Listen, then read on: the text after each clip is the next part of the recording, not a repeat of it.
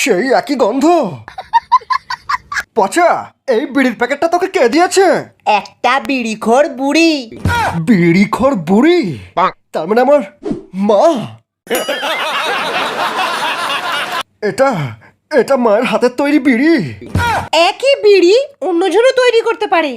নানন্দা, তুমি হয়তো জানো না আমি কতদিন পরে এই বিড়িটা খেয়ে পেট ঝেড়ে হয়ে গেছি।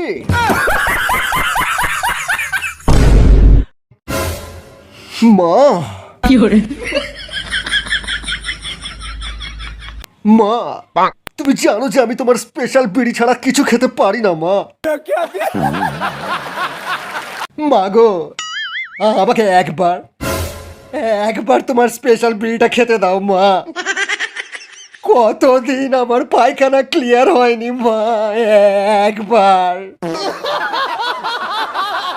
মা, তুমি আর বাবা যখন হানিমুনে গিয়েছিলে তখন একটু খৈনি কিনতে গিয়ে আমার বাবা সিঁড়ি থেকে পা ফসকে পড়ে গিয়ে সেই জায়গায় চোট খেয়েছিল।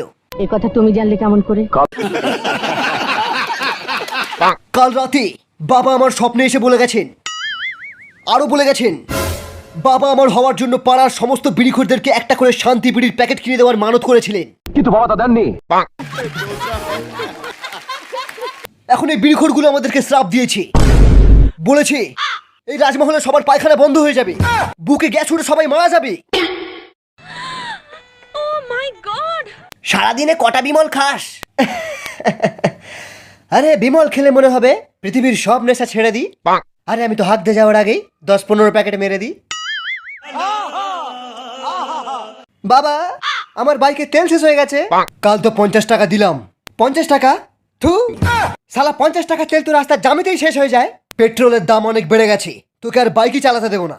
আরে দরকার নেই তোমার বাইকের, আজ থেকে আমি টোটো কিনে চালাবো, নিজের টাকায় বাইক কিনবো।